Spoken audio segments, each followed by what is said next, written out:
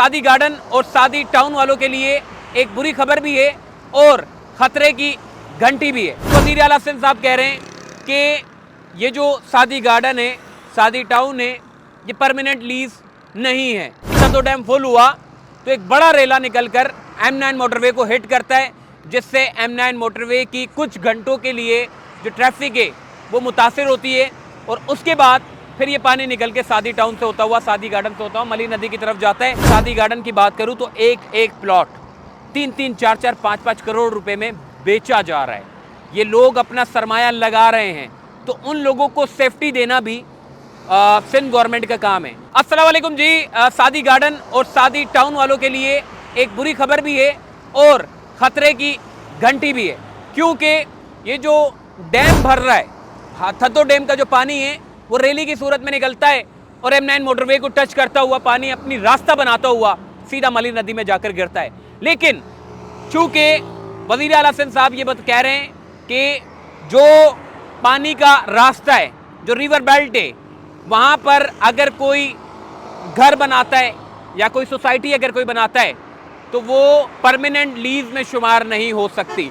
यानी कि उनका जो इशारा था वो सादी टाउन और सादी गार्डन के हवाले से था। चूँकि सादी टाउन और सादी गार्डन हमेशा से हमने देखा है कि सबसे ज़्यादा मुतासिर सादी टाउन और सादी गार्डन हमें देखने को नज़र आता है। लेकिन आज भी हमने ये देखा है कि जैसे ही थतो डैम फुल हुआ तो एक बड़ा रेला निकलकर M9 मोटरवे को हिट करता है, जिससे M9 मोटरवे की कुछ घंटों के लिए जो ट्रैफिक है वो मुतासिर होती है और उसके बाद फिर ये पानी निकल के सादी टाउन से होता हुआ, सादी गार्डन से होता हुआ मली नदी की तरफ जाता है। अब वज़ीर आला सिंध साहब कह रहे हैं कि ये जो सादी गार्डन है, सादी टाउन है, ये परमानेंट लीज नहीं है। तो ये एक बड़ी अजीब सी सूरत हाल हमें देखने को नज़र आ रही है। ये जो पानी है, चूँकि ये पानी गुजरगाहें हैं, यहाँ से पानी तो गुजरेगा, हम चाहे इसको रोकना भी चाहें तो ये अपनी जगह फिर भी बनाएगा, लेकिन क्लाइमेट चेंज होने की वजह से पानी एक मरतबा फिर अपनी जगहों को वापस ले रहा है।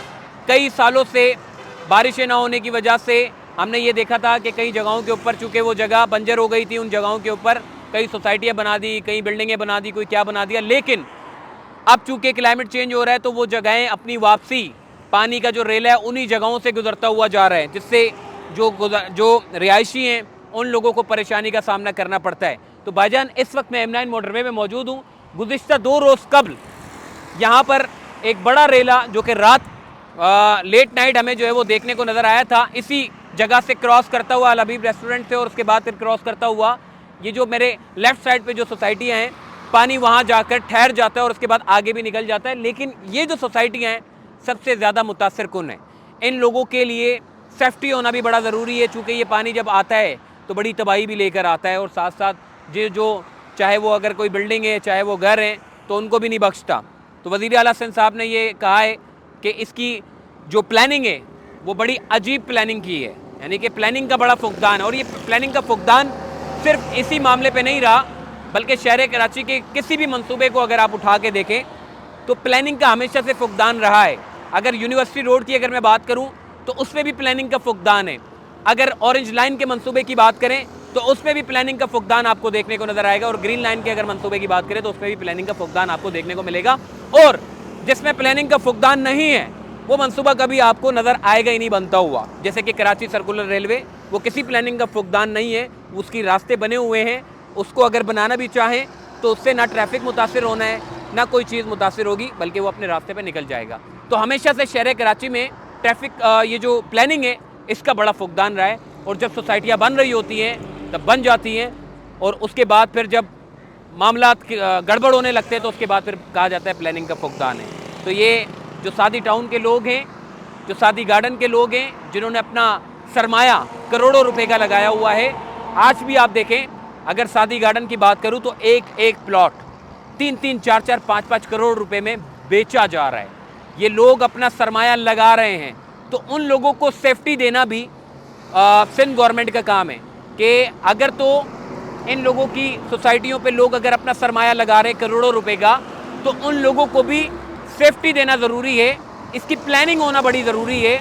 आज बारिशें हैं, रेला निकल गया, कल फिर बारिशें होंगी, कल फिर रेला एक बड़ा आएगा, लोगों की जानो माल का भी नुकसान हो सकता है, उनकी प्रॉपर्टी का नुकसान हो सकता है।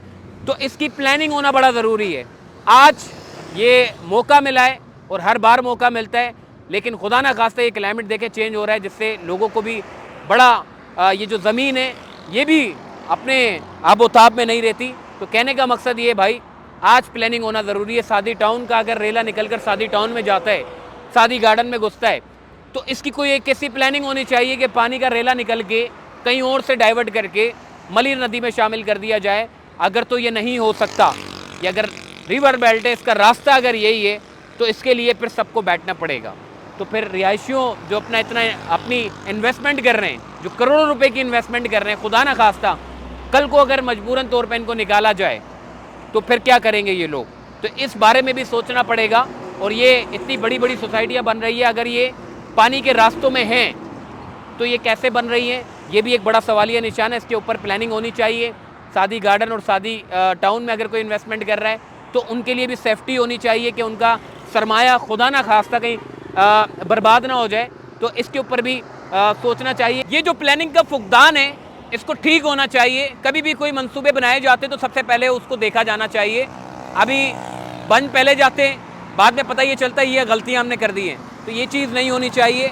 जब हम सुप्रीम कोर्ट में भी थे तो उस वक्त जब के चीफ जस्टिस रिटायर्ड गुलजार साहब थे, तो वो भी यही कहते थे कि पहले प्लानिंग होती नहीं है और काम पहले शुरू हो जाते हैं, और बाद में पता ये चलता है कि ये तो कोई बाद में सो के उठ के आ रहा है, कोई वाटर बोर्ड बाद में आ रहा है, तो कोई फलाना बाद में आ रहा है। तो ये प्लानिंग इदारों का ताउन, तमाम इदारों का कोऑर्डिनेशन होना बड़ा ज़रूरी है ताकि चीज़ें ख़राब ना हो सके। तो सादी टाउन और सादी गार्डन वालों के लिए जो है वो प्लानिंग होनी चाहिए, ताकि इन लोगों का जो माल है और जहाँ इनका जो घर है, जहाँ पर रेले की सूरत में पानी आ जाता है और ये लोग चंद घंटों के अंदर, चंद मिनटों में पानी के ऊपर होते हैं, छतों पे खड़े होते हैं, तो ये मसला भी इनका हल होना चाहिए ताकि ये लोग भी अपनी ज़िंदगी, जब बारिशें आएँ तो ये लोग भी इंजॉय कर सके भाई।